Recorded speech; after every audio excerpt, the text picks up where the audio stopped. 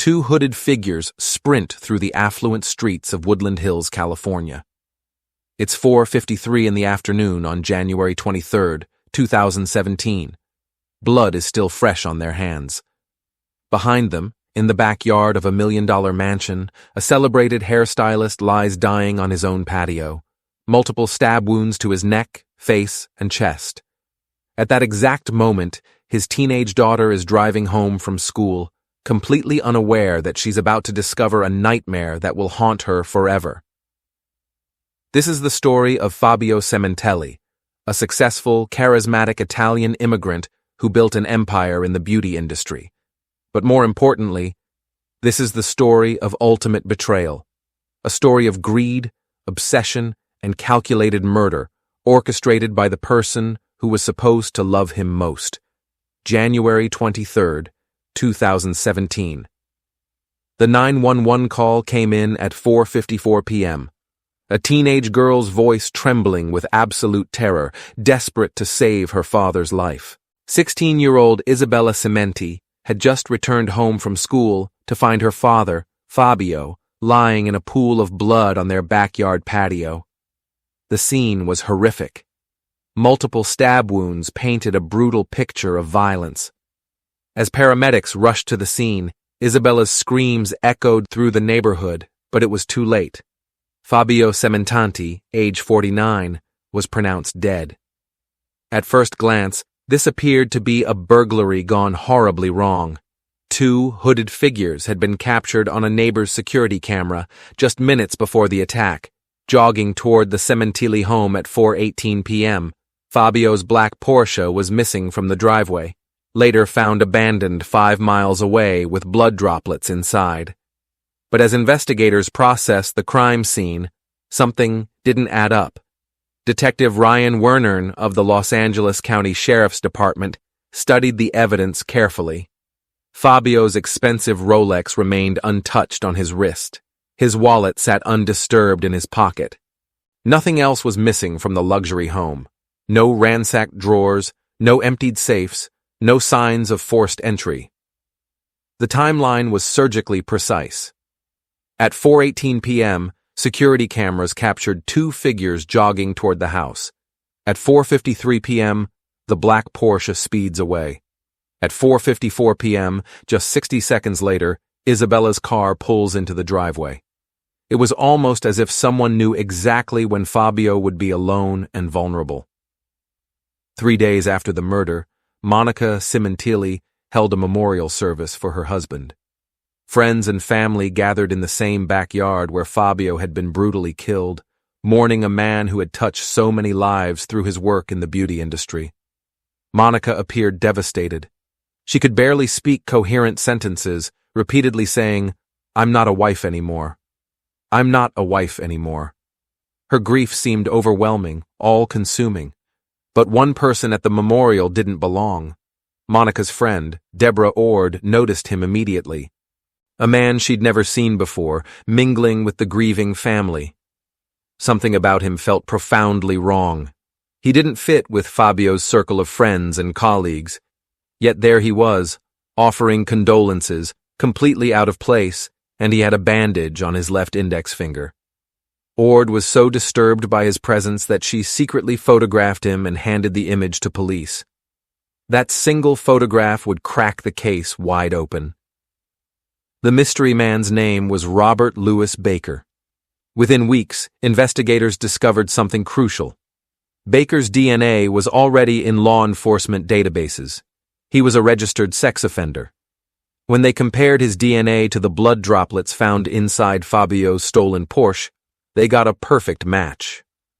But the question remained, who was Robert Baker, and why would he want Fabio Sementilli dead? The answer would expose a web of lies, obsession, and betrayal that had been spinning for over a year. Robert Louis Baker, age 53, was not who he appeared to be. He worked as a rate ball coach at LA Fitness in West Hills, charismatic, confident, magnetic, with what one acquaintance described as a very alpha male presence and kind of a sexual thing about him. He seemed successful, well-liked, always ready with advice or encouragement. But beneath that polished surface lurked a much darker truth. In 1993, Baker had been convicted of lewd and lascivious acts with a minor, his own teenage stepdaughter. After serving his prison sentence, he married the victim, and both entered the adult film industry together. By 2016, he was working as a fitness instructor, projecting an image of respectability while his predatory past remained hidden. That's when he first laid eyes on Monica Sementilli. Monica, age 45, represented everything Baker craved. She was elegant, sophisticated, married to a successful man, living the affluent lifestyle he desperately wanted for himself. She had 2 teenage daughters and seemed devoted to her husband of over 20 years. According to Baker's later testimony, their affair began just weeks after they met at the gym in early 2016. What Monica didn't realize was that she had just become the obsession of a sexual predator who had already destroyed one family and was prepared to destroy another. Baker immediately moved to isolate Monica from her normal life. He convinced her to communicate exclusively through encrypted apps like Viber and burner phones, technology that would hide their relationship from Fabio. Investigators would later discover that half of all Monica's communications were with Robert Baker, more than with her husband and 2 daughters combined. Let that sink in for a moment. Half of her digital life was devoted to this man. Monica's friend, Deborah Ort, grew suspicious in the fall of 2016. She noticed Monica spending increasing amounts of time at the gym, always around the same man. When she confronted Monica about the affair, Monica vehemently denied everything.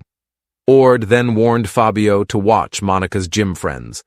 His response was heartbreaking in hindsight. He dismissed the concern entirely. He trusted his wife completely. After 20 years of marriage, he believed she would never betray him. If only he had known that at that very moment, Robert Baker was already planning his murder. In late 2016, Christopher Austin flew from Oregon to Los Angeles. His airline ticket was paid for by Robert Baker. Austin was 36 years old and worked as a parole and probation officer with at-risk youth. He considered Baker a longtime friend and thought he was visiting for a casual trip. Maybe some rate ball, some California sunshine. He had absolutely no idea he was being recruited for murder. Austin would later testify that Monica invited both men to her home for dinner. She served pizza and gave them a detailed tour of the house, paying special attention to the backyard patio where Fabio liked to relax by the pool after work. She showed them the layout, the exits, the blind spots. It was reconnaissance disguised as hospitality. Around the same time, Monica contacted a security camera company to upgrade their home surveillance system. The new system allowed her to remotely access the cameras from her cell phone anywhere, anytime. She would know exactly when Fabio was home alone and vulnerable. Baker's preparations were even more sinister. He purchased GPS tracking devices and secretly placed them on both of Fabio's vehicles, his daily driver and his prized black Porsche. Baker could monitor Fabio's every movement in real time, tracking him like prey. Austin testified that Baker told him Monica was trapped in an abusive relationship and desperately wanted Fabio gone. Baker painted Fabio as a controlling, violent husband who was making Monica's life miserable. He positioned himself as Monica's savior, protecting her from a dangerous situation. But Monica's daughter, Jessica, would later provide testimony that shattered this narrative. She described walking into her mother's bedroom one morning in 2016 and finding Robert Baker in her mother's bed. This wasn't about rescuing Monica from abuse. This wasn't about protection or safety. This was about possession. Baker wanted Monica all to himself, her life, her money, her complete attention, and he was willing to kill to get it. The financial motive was staggering. Fabio had a life insurance policy worth $1.6 million. If he died, Monica would collect everything. She could start fresh with Baker. No messy divorce, no custody battles, no splitting assets, just a widow and her new boyfriend funded by blood money. The planning phase was complete. All they needed now was the perfect opportunity. January 22nd, 2017, the day before the murder. Monica sent Baker a text message. Fabio was heading to the store. According to Christopher Austin's testimony, this was their first attempt to kill Fabio. Baker and Austin positioned themselves to intercept him. Weapons ready, adrenaline pumping. But something went wrong. Austin later said he couldn't go through with the attack that day. Perhaps his conscience finally kicked in, or perhaps the logistics weren't right. Whatever the reason, Fabio returned home safely that evening, completely unaware that his wife had just tried to have him murdered. But Baker wasn't giving up. He had come too far, invested too much. Monica had promised him a new life together, access to the insurance money, freedom from his own financial struggles. He told Austin about Monica's wealth, saying once Fabio was gone, they could disappear together and live the life they deserved. The plan was straightforward. Make it look like a burglary, collect the insurance money, and start over somewhere else. That night, Monica's behavior revealed her true priorities. While comforting her daughters and playing the role of devoted wife, she was already planning Fabio's funeral in her mind. The performance had begun. The trap was set. Fabio Sementilli had less than 24 hours to live. January 23rd, 2017. The day that would destroy multiple families forever. Monica's plan required perfect timing and an airtight alibi. That afternoon, she left home in her black Ford pickup truck, telling Fabio she was going shopping at Target. A routine errand, nothing suspicious. Surveillance cameras captured her truck entering the Target parking lot around 4 p.m. But before Monica entered the store, someone got into her vehicle. Prosecutors believe that person was Robert Baker, receiving final instructions for the murder. Monica then went inside Target, establishing her alibi while texting Baker that the coast was clear. Fabio was home alone. Baker received the signal and told Austin, "She's going to the store." "We have a small window." Austin testified that Baker put him in the trunk of a rented Nissan and drove to a staging area near the Sementilli home. When they arrived, Baker handed Austin a knife and asked, "Are you with me?" Austin would later tell the jury, "Like a dummy? I said, 'Yeah,' and followed him." At 4:18 p.m., they jogged toward the house like two fitness enthusiasts out for afternoon exercise. The perfect disguise captured on multiple security cameras throughout the neighborhood. Austin testified that Baker told him the front door should be unlocked. "She's going to leave the door open," he said. When prosecutors asked who she was, Austin replied without hesitation, "The defendant." The door was indeed unlocked just as planned. Fabio Sementilli was sitting peacefully on his backyard patio, relaxing by the pool after another successful day as vice president at Weller, one of the world's leading beauty companies. He had built an empire through talent and determination, working with Hollywood stars and mentoring young stylists who idolized him. He never saw them coming. Robert Baker fatally stabbed Fabio multiple times in his neck, face, and chest. The attack was so vicious that Baker cut his own finger in the process, the same finger that would be bandaged when he brazenly appeared at Fabio's memorial service just 3 days later. Fabio had no defensive wounds, suggesting he was taken completely by surprise by men he had never seen before, sent by the woman who had promised to love him forever. Baker and Austin fled in Fabio's Porsche, abandoning it 5 miles away. The timeline was perfect, choreographed like a deadly ballet. At 4:53 p.m., the killers drove away. At 4:54 p.m., exactly 60 seconds later, Isabella's car pulled into the driveway. Isabella's screams echoed through the neighborhood as she discovered her father's body and called 911. The operator guided her through desperate attempts to save Fabio's life, but the wounds were too severe. He was already gone. Monica arrived home minutes later to find police cars and ambulances surrounding her house.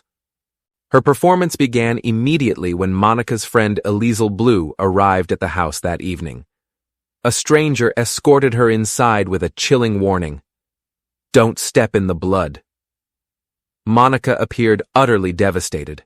Blue remembered her sitting there unable to form coherent sentences. "I'm not a wife anymore," she kept repeating. "I'm not a wife anymore." It became her mantra, as if she were processing an unimaginable shock. But while Monica publicly grieved, she was privately celebrating. That very night, with her husband's body not even cold, she began asking about Fabio's life insurance policy. She wanted to know when the $1.6 million would be released. Her priorities were crystal clear. The money came first. The grief was just an elaborate performance. For months, Monica maintained her widowed victim facade while secretly continuing her passionate affair with Baker. Police surveillance captured them, taking romantic trips to Las Vegas and Myrtle Beach. Monica introduced herself to Baker's friends as Monica Baker. She was already living the fantasy of their new life together, built on her husband's blood money.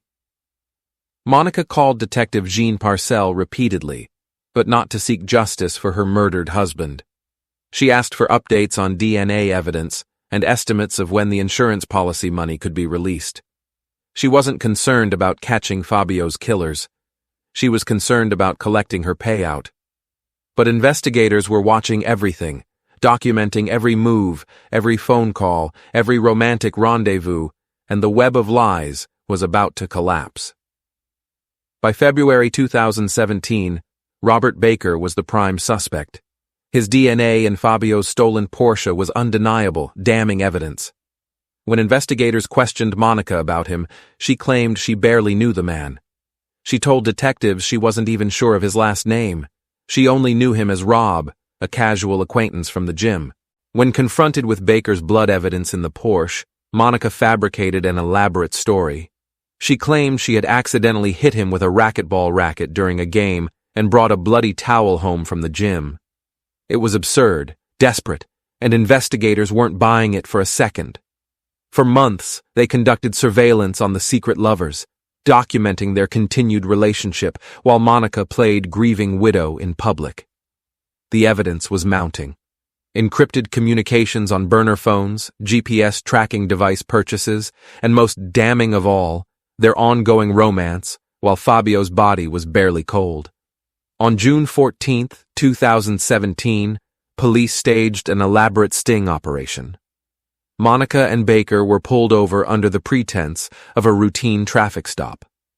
Officers claimed their car might be stolen and needed to be checked. Both suspects were handcuffed and placed in the back of a police car equipped with recording devices. What they said to each other in that moment would later be used against them in court. They were then arrested and formally charged with conspiracy to commit murder and first-degree murder. As they were processed into custody, the full weight of the evidence against them became clear. Monica was also placed with an undercover officer posing as a cellmate. She confided, "He's not just my lover, he's my confidant. He's my everything." Even behind bars, their twisted love affair continued. Police intercepted jail letters where Monica signed herself, Mrs. Baker and Monica Baker. In one particularly disturbing letter, she wrote, "It kind of hurts to not be touched, or bak, or licked, or loved by you." In recorded jail conversations, Baker told Monica, "I love you, baby.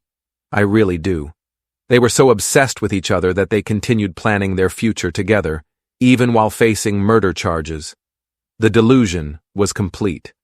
The trial of Monica Sementilli began with devastating testimony from Christopher Austin, the parole officer who had helped commit the murder. In exchange for a plea deal, Austin agreed to testify against Monica. His testimony was damning. He described the reconnaissance mission disguised as a dinner invitation, how Monica had specifically shown them the backyard where Fabio would later die. He recounted Baker's promises of insurance money, but in a stunning twist, Robert Baker himself testified for Monica's defense. In an apparent attempt to save her, he claimed she had no knowledge of the murder plot. Baker insisted he had acted alone because he was obsessed with her, wanting her to be around him and with him more, like all the time. Baker's testimony created some reasonable doubt, but prosecutors had overwhelming circumstantial evidence. The GPS tracking devices, the unlocked door, the perfectly timed alibi at Target, the immediate inquiries about insurance money, the romantic getaways while Fabio's family mourned. It all pointed to Monica as the mastermind. Deputy District Attorney Beth Silverman told jurors the case was fundamentally about betrayal. Monica had deceived everyone, her husband, her children, her friends, investigators. She had orchestrated every detail of the murder.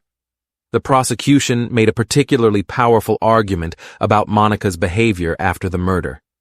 She left her teenage daughters at home that night, seemingly unconcerned about the dangerous burglars who had just killed their father. Why? Because there was no real danger. She knew exactly who the killers were. Monica's defense attorney argued she was guilty of stupidity, duplicity, lying, adultery, but not murder. He claimed she was simply a foolish woman caught up in an affair, manipulated by Baker's obsession. The jury would have to decide. Was Monica an innocent victim of Baker's fixation or the calculating mastermind who orchestrated her husband's brutal murder for money and passion? On April 11, 2025, after 8 hours of deliberation over 3 days, the jury reached their verdict. Guilty first-degree murder and conspiracy to commit murder with special circumstances of murder for financial gain and lying in wait. Charges that carried mandatory life without parole. On June 23, 2025, Monica Sementilli was sentenced to life in prison without the possibility of parole. The judge made a point of stating, "In listening to the evidence in this matter, I do find that the defendant was the mastermind in this conspiracy to commit murder." Robert Baker had already been sentenced to life without parole after pleading no contest. Christopher Austin received 16 years to life for his cooperation with prosecutors. Monica Sementilli traded 20 years of marriage, her family's future, and her freedom for a fantasy built on blood and betrayal. Her daughters lost both parents, one to murder, one to greed and obsession. They must now navigate life knowing their mother orchestrated their father's death. Fabio's son Luigi from his first marriage keeps his father's Rolex close. He wore this all the time. Luigi says he wore it when he died. I wear it for special occasions when I want to feel close to him.